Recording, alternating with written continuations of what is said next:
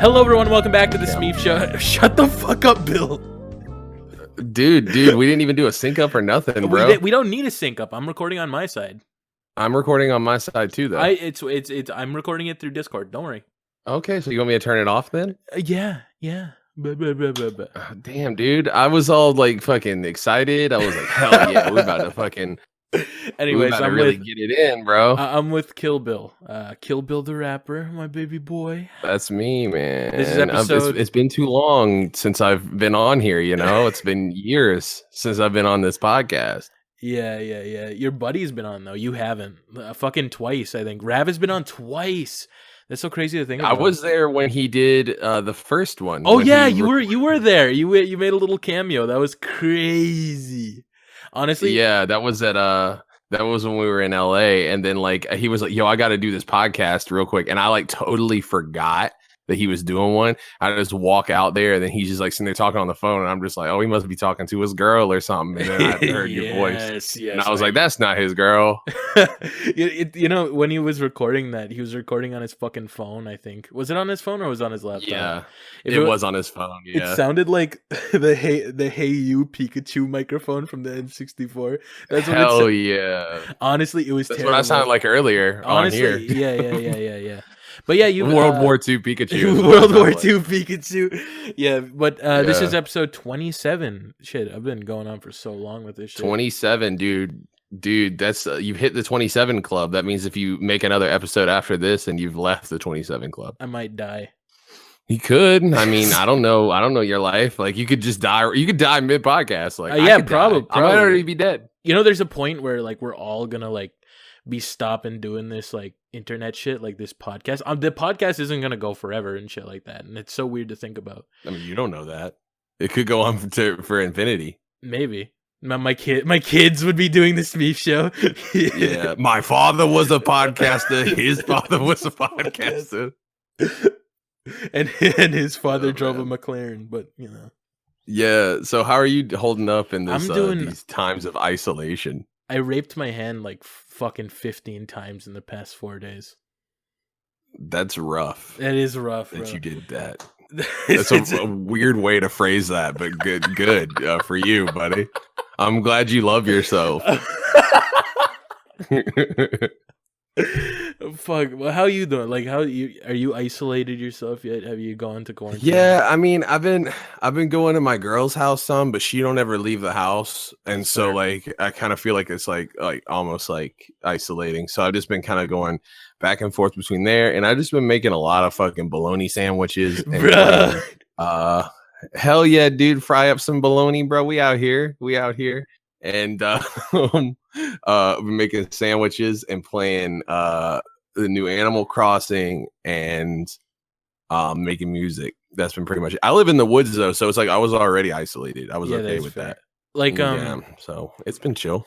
This whole virus shit has been going on for so long that I don't know like what, like when I wake up I forget which day it is. Like it's been that long. You know that picture of Spider-Man like pointing at each other? Yeah. It's like that because it's that's like that. Yeah, it's looking back and forth like this is the I don't know how to explain it, but like it just every day feels the same now.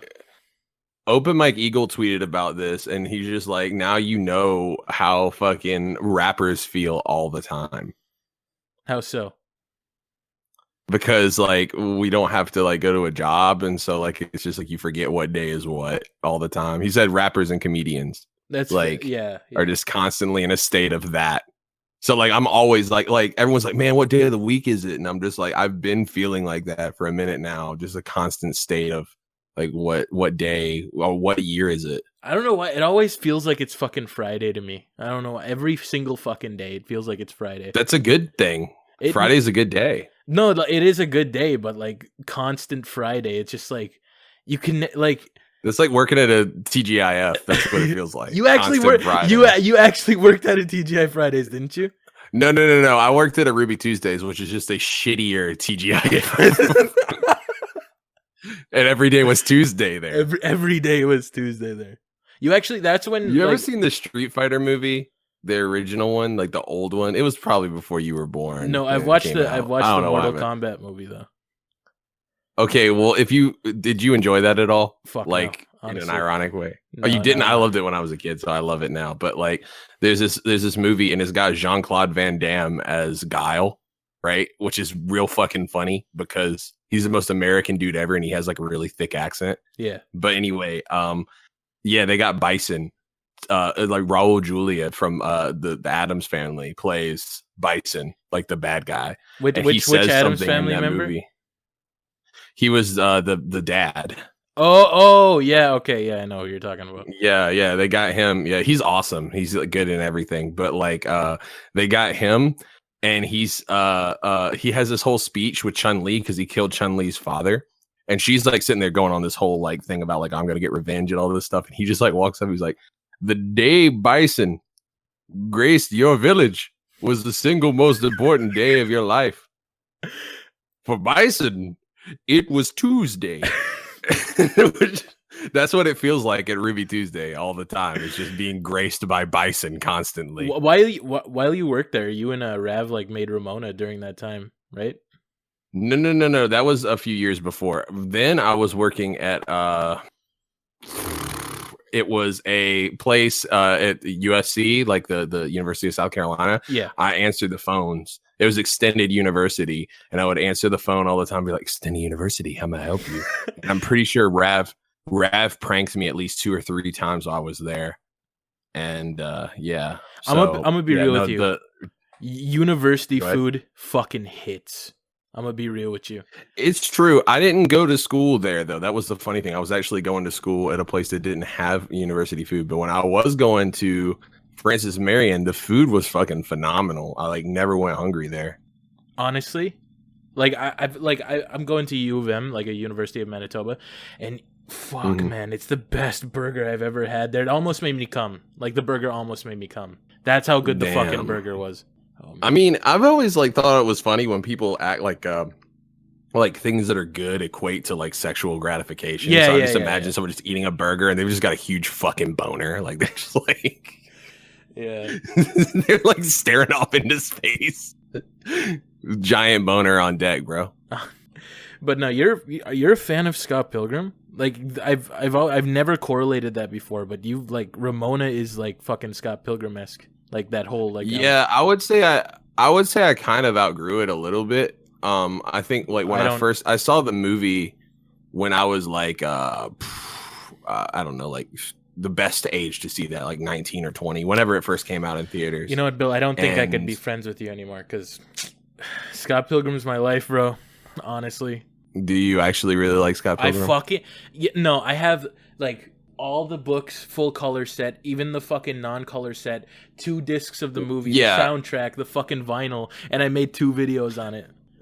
No, I think I remember watching a video of yours on it. But yeah, like I love the graphic novels and stuff like that. I'm not saying that I outgrew it. I just think that like I think it's still like a pretty cool movie. I just think that it's something that I've like realized how shitty Scott is as a person, and I know that's part of the whole thing. Oh yeah, I remember being like, when I was younger, I never like got that. I always was just like, oh, that's cool, because there wasn't like a lot of nerd stuff out then. Like nerd stuff existed, but it wasn't in popular culture the way it is now.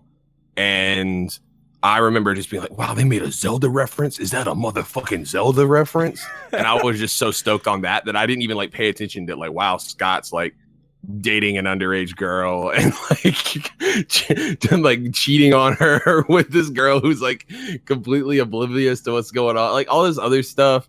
And like I read the graphic novels later, but they kind of made him like shittier in the graphic novels. Oh yeah, of course. So that's what the whole story's about, though. I don't really interpret the whole like fucking like the whole story wise like a romance story, because it's not. It's a story about growth.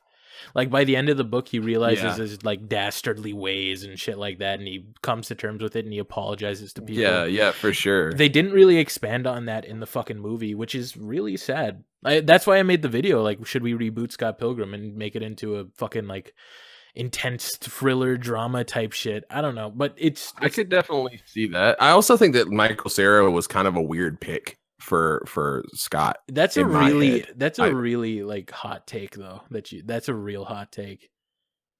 That he was like not the best pick? Yeah, that's a hot take. People would. I mean, I don't think that it's like, I think that he's like, he did fine. Like, I don't think there's anything wrong with Michael Cera. Like, I think he did a good job. But like, when I look at the character, um, sorry, my screen just went black for some reason. There we go. When I looked at the character, like the drawing of old boy, I thought to myself, like, that doesn't really look like, it doesn't give me the same vibe as a person as Michael Cera did. That's funny though, So because like like, the director behind it, Edgar Wright, was looking for the most lovable asshole that he could find, and he found Michael Cera.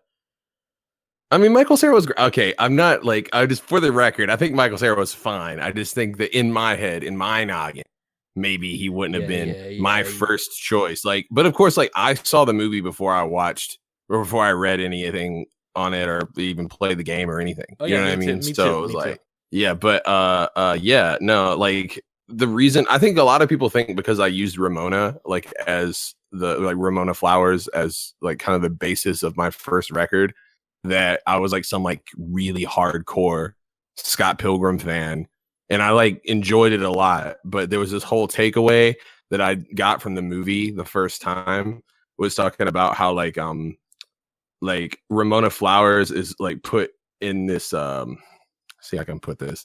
She's put in this light on this pedestal as being like this like perfect This person, perfect, and he's yeah, chasing like yeah. happiness.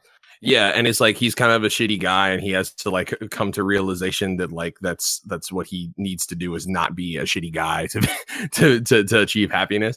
And my whole takeaway from that, especially at that age, was like I wasn't even like the album's not about a woman or like the idea of like I'm chasing Ramona Flowers literally. Like I looked at Ramona as like this ideal happiness, and that you have to go through all these trials and tribulations to achieve that, and you have to always be working towards it. And Yeah, that's kind of that's the whole thing from that. that's a good way of looking at it. Yeah, man. Then that evolved into my idea on Summertime, which like I don't know if you've ever talked about, if we've ever talked about this, but like if I ever talk about Summertime in my raps, I'm always talking about there was this one particular summer that I had when I was like 19. Then it was like the perfect summer. Like I thought I fell in love. I smoked weed for the first time. When you were 19? Yeah, I never partied or nothing in high school. Like I never drank. You were the church. You were the church. Summer. The fucking the choir boy. Not even that, man. Like I was just chilling. Like I didn't have like a lot of friends. I had like 3 close friends, and only one of them was like a party animal, and we just kind of let him do his thing. But I just stayed inside and played video games a lot, and I wasn't like disliked or anything, but I just kind of wanted to move like a ghost. Yeah, that's fair. Everybody, like a lot, people think that there's not that many people like that, and like just in general, but there's a ton of people that just lock themselves away. Meanwhile, they have like this fucking eccentric personality, and they're like the funniest people you could ever meet. You know what I mean? Yeah. I think that I kind of had to grow into that though, because I was like, I wasn't shy really, but I had a lot of friends on the internet, and that was kind of before that was normal. I feel like it's pretty normal now to have like a lot of online friends, but like we had to like go out of our way. I remember we were talking on like Ventrilo and shit back in the day. Like, yeah, dude, my friend he was like a World of Warcraft guy. Like I didn't really, it was kind of like an acquaintance on the internet. Like I didn't really know dude like that, but he had a bunch of friends that were like, they made beats, and I got into talking to them through their production stuff. And I was like, okay, I want to be cool with these guys. And I remember staying up to like 2 a.m. talking on Ventrilo, like just flipping beats, and like we'd send samples back and forth and all this fun stuff. I mean, and then I had to met wake Rav. up and go to school. You met Rav through fucking Newgrounds, like yeah, file sharing and shit like that. Yeah, it was weird. We didn't like each other first time we ever. It was like, okay, because it was different then. Like rap music was like how, you know how like people look at like the people who are like, oh, I'm in mumble rap, and we all kind of like laugh at them. Oh yeah, now. Yeah. Like at that time, that was almost like the counterculture cool thing to do, was to be like that, like and Like take that everything cynical, super serious. the cynical asshole Yeah, that just like fucking like yeah, and critiques then like everything. we all just took ourselves so seriously, and like I was on I guess you could say like X Society is kind of like one of these too, but it was like an internet rap group, and like it was very they had like beef with these other dudes because just over dumb shit on the internet, like on some real like internet gangster shit. And it was dumb. And I was just like kind of in the middle of it. Like I was just chilling. Like I didn't really get into a lot of like altercations with people. But one of those dudes on that Rav was cool with really, really didn't like me for reasons I still kind of don't know. And Rav was cool with him. And so like we didn't just kind of by proxy, like I was like, man, I don't really fuck with that guy. And he was like, yeah, I don't really fuck with that guy. And then You we know got what I thrown could, in a Skype call together. Oh, you go know, ahead, sorry. you know what I could fucking, you know what I imagine when you say like you have internet beef with these hard like rapper dudes. You ever see that video of the guy with like the handgun or something like shooting his phone on Instagram Yeah. Live? No, I want to say that I do want to point out that like there were like none of us are really actually about to do nothing. Like it Yeah, I wasn't know, I really know. like that. It felt like it was more like a video game than anything, but we took it very seriously. But Sims. yeah, it was The Sims, but with talking shit on the internet. And yeah, no, but like some of the dudes that were on there were like actually like they went to each other's houses and like threatened each other. It was real crazy. Like I wasn't a part of that at all. I just saw it happen. Like I was like, because they were posting videos and shit. This is real wild. That's the But fucking equivalent of like people in Call of Duty lobbies coming over to your house and like threatening your family. it's the exact same thing. It is the exact same thing. But the weird thing is there was always so much drama going on because everyone was bored, everyone was young, and it was like there wasn't like a. It's not how it is on like Twitter and shit now. How it's like kind of like a decorum of the people were expected to behave a certain way. There was no blueprint, so you just had a whole bunch of like angry, weird kids just beefing with each other. But then a few of them were like actually about that street shit, and I wanted no part of that. Because like, it was just sounded like could you imagine that like going to somebody's house Over and like through threatening over them internet. over internet shit? Yeah, a lot of those dudes knew each other in real life though, because they lived like a city away from each other. So they took it seriously, I guess. So at that point, That's I don't fair. even know if it's really internet beef, but it was still crazy. That's like I fucking. would never drive up to somebody's house that even if I knew them personally and it was like some beef shit, I wouldn't like threaten them. You know what I mean? Like what the fuck? That's like YouTube animators going to each other's house and pulling guns to their fucking temples. They bow to. Honestly, They bow to. yeah, but on another topic, who like you do your own podcast? You do We Don't Suck with with Rav. Yeah. Who is your dream guest? Top 3 dream guests. Who would you want to have on the show? Ooh. See, like, okay, there's people that I would love to get on there, but I think that the format of the podcast would scare them away. That's fair. Okay, I would put like Open Mike Eagle, who has a very good podcast. I love him. He's like my rap dad. I've never spoken to him, but he follows me on Twitter, and I'm real happy about that. But he had a really good podcast. I think he still has another one that was a wrestling one. But Yeah. I feel like his humor he would just think we're dumb because he's got really smart like sense of humor. Like him.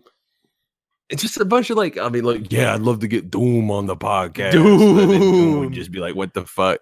You know what I mean? So Yeah. I don't know who I would actually want to get that would be down with it. There's a few people that I thought would be cool though. Like I wanted to get Tom Fulp from Newgrounds, like the guy who made Newgrounds, and basically explain all the shit I just explained to you. That's weird. Like, do you know that this was a culture that came from your site? You know what I mean? Like, I was never born around the time Newgrounds like was booming. Like I wasn't on the internet. I'm not saying you were a born. seedling. I was a seedling. Yeah, I was a seedling. I was on the like, I joined around the leafy time of the internet. That's when I really got into that shit. Like 2016. Yeah. It was the worst cesspool type of shit, man. Talk about drama. That's worse. That's fucking awful, bro. There, yeah. Everybody's accusing each other of pedophilia. Everybody's making videos on each other. Everybody's clowning on the kid that plays fucking My Little Pony shit. Like the 5-year-old girl on the internet. Like, why? Yeah.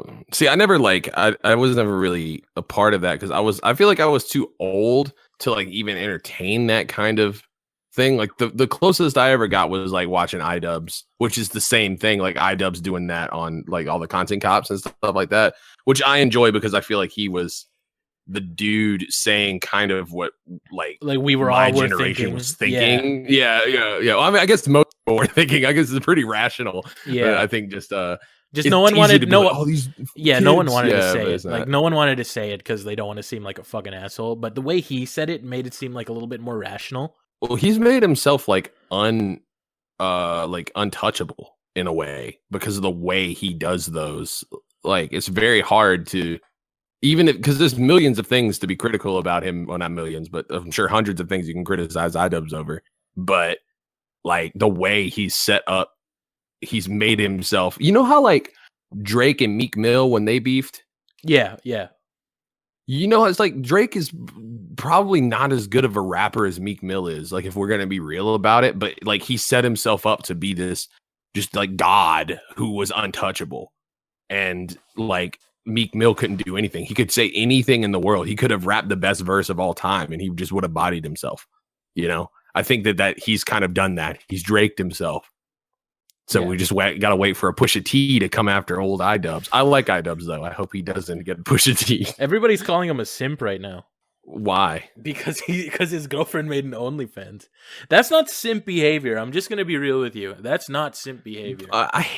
I hate fucking when white people realize what like or heard the word simp. Yeah. Because that's not what that means. Like it's like a simp is like someone who is trying to look like he's got like he's like a sympathetic person. Am I correct? And that's like it's the idea of like almost like there's a girl and then he goes out of his way and is like, oh no, don't worry, darling, such and such and such and such. And like, I thought it meant money like, or something. I thought it's like a guy like fiending after like mediocre pussy. Well, I mean, yeah, that, but also I think that in my head, simping is like it's almost it's a general term. Trying to appear emotional. Like it's trying. Yeah, but yeah, I feel like it's almost like the original when I first heard it, because this is not some new word. You know, like I've always looked at it as like somebody who's trying to be someone that they're not to get some pussy. And they're constantly doing it, you know, and like that's kind of what it always felt like to me. Well, then call me a simp. I don't know. Dude, all I'm saying is that like there was times where people would be like, "Oh yeah, Bill," like especially like Ramona, they'd be like, "Yeah, I fuck with those simp raps," and I always would be like super duper. Now I get it. Now everyone's like fucking on that shit, raps. Like the simp raps, dude. Like they all thought that it was fucking because it was, I guess, like not like that, but it was just like I was simping. Like but Drake, everyone would say Drake was simping because he was doing songs that were like make him look sad and try to then just sad his way into some pussy. Don't tell nobody, or else we gonna be some trouble. I don't like. I don't like those. I don't like those fucking like. I'm sorry. You didn't get mad at me, but you were like, I don't know. I said I don't listen to Frank Ocean. I don't like Frank Ocean. I don't even listen to Kanye and shit like that. And we disagreed so hard on that. I mean, that's fine. It's okay to like not like a music that is objectively good. Oh yeah, you know? Objectively good. I don't know about that. You know, Frank Ocean's objectively good. Kanye I can understand, but Frank is oof. Okay, but it's rough. As we were saying, I actually gotta go. So you gotta go. No, I'm just fucking with you. I was about to be like, "Fuck, dude, what the fuck?" I show up an hour late and then leave an hour. Leave an hour. An hour early.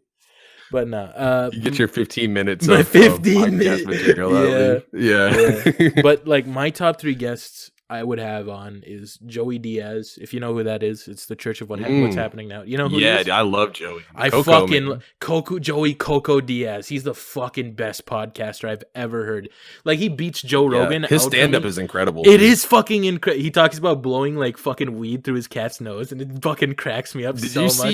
Did you see any of the This Isn't Happening ones? Oh, they get, super serious. Yeah. Oh, they're so good though. He's a really good storyteller. That's a great one. That's a great answer. Fucking who else? James Charles. He fucking followed me the other day. I'm gonna be real with you. I'm gonna be no. Listen. Don't let. I'm gonna be real with you. I'd fuck the shit out of James Charles. That's tight. I mean, Listen, do no. you? James Charles can get it. He's also like That's no. fine. He has He's a like pretty man. he has that fire in his belly that makes me like, oh, he's also like a really passionate content creator, and it makes me like so happy that he followed me because I've always been a big fan of him, just because of like how like resilient he is. And call me Of course. I mean, call me a simp for you're that. simping right now. I'm simping. You're. But God, I can't. I just die inside every time I hear the word simp now. I get it. But I fucking love James Charles, and my all-time favorite. I could see. I mean, I don't know anything about James Charles at all, but I do know that there was like attempts to cancel James Charles several times, and yet James Charles is still here and doing James Charles stuff. It's just I hate to admit it, but it's just like fucking Kanye. People try to cancel Kanye so many times. I mean, yeah, of course. I could see James. Are you saying that James Charles is the Kanye of YouTube? Is that what you're getting at? He's the Jesus Christ of YouTube. He comes back on the Jesus Christ of YouTube. He comes back on the third. He's the Jesus Christ of YouTube, man, because he's the Kanye of YouTube. We all knew. My friend fucking like made this big conspiracy theory about like James Charles being Jesus Christ because of his initials, JC. JC, and he came and he got he got killed on the second. He got killed on his fucking set. Yeah, he rose on the third day. Yeah, he rose on the third day. Man, I can't believe it that Jesus is following you, but you should be following Jesus. I made this tweet with you, and I'm like, man, this kid's a big fan. Maybe I should follow him. I don't know though. I am. I'm a big fan. I'm a big fan. I'm glad you followed me back. Nah, but my all-time fucking dream guest. Okay, you're good. Like this is you know this guy. It's fucking Matt Watson. I love fucking Super Mega. Oh yeah, Matt's a really cool guy. He's fun to get on. He was on our 5th episode of We Don't Suck, and I remember being like, "Oh shit, we got Matt on." And it wasn't that weird because it's like we had known Matt for like a while at that point, but getting him on was pretty cool because I believe the episode's name is Buff Bill Cosby, and so that's all you need to know. No, but you could tell like my fucking podcast is greatly inspired by Super Mega. I even have the fucking like drawn like profile pictures and shit like that. Yeah, I mean we had Don doing our art originally, then we rebranded because we didn't want to just like seem like we were just because we were definitely in that universe, in the Super Mega universe, because we've been on there so many times and like interacted with them so much. But we did want to like have our own look. But I do kind of miss the purple and yellow Rav and Kill Bill. Shout out Don for killing the art on that. We got Sharky doing it now. Sharky's amazing. Sharky's great too. Sharky, awesome. I met Sharky.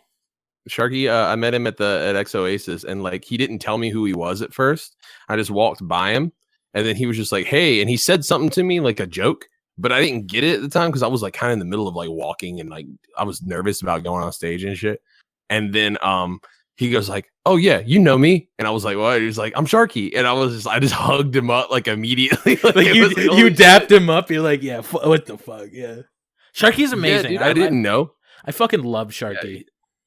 The thing is with Sharky is that I don't quite understand it. Is that he'll make something. We'll put something out, right, and then he'll make really, really, really good art of it. I don't know if you saw the T-pose art that he did. It looks like me T-posing. Oh, you and Square and Rav and running, and they're running away, and it's like almost like super 3D looking. And I remember being like, "What?" It was like a day after, and I was like, "What the fuck, dude? This how do you do this?" Yeah, like that's I don't understand about artists. Like some art, like fucking. Some artists have like this amazing art that they do in like 5 minutes. That's that Picasso type. He's one of them. And Don was like that too, but I think that like Sharky just does it. We never have to ask Sharky. He just like makes shit. And like I don't expect it. Like he'll always like anything that he posts that isn't like something that directly for us, like he doesn't tell us he's doing it. And that's like the best. And I wake up to it every day and I'll be like, fuck, dude. It's like he listened to it and he'll find like a moment in the podcast or in the Let's Plays and be like, "Yo, this is the funny thing." And like This I'm is the just like, funny yo, this moment. is crazy. His horror shit is amazing. Oh yeah, yeah. He did the designs for our Creepy Bloody for Halloween, and it's amazing. Like it's like so creepy and gross looking, and we couldn't like. I didn't expect it to be that. Like I was just like, yeah, I thought it was gonna be like cutesy, gross, you know. But nah, like he went ham.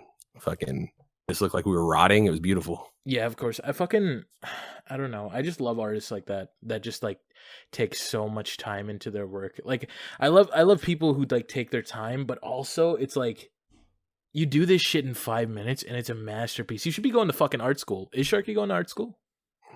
I don't know. I don't think he even needs to. I think that he's got it. Like he's got it down. Like his style. Like I've seen him do like really stylistic stuff that clearly was done quickly, but is good. And then I've seen him do like more detailed stuff, and I'm just like, this is perfect. Like I wouldn't change anything about it. You know. So I Yeah. think I don't know if he's full time doing that or not. I need to ask him, but he should be if he's not. But he's incredible. He should be full time doing that shit because like it's phenomenal. Yeah, it is really good. I remember the first time I saw he had been following us, and I think I followed him back. But then he did like a poster design for Matt and Ryan, and they had some of the posters like at their house or at the office. And I remember like looking at it, and I was just like, "Who the fuck did this?" And he was like, "Oh, it's Sharky." And then like Rav already knew. Like he was like, "Oh, Sharky did that." You know, That's a fucking coincidence because I actually hired a guy because I seen him do like fan work for you. oh yeah, who was it? It was a ATS Aesthetic. He actually like before this episode or like two uploads before this because this is going up like after I make my Tyler the Creator video.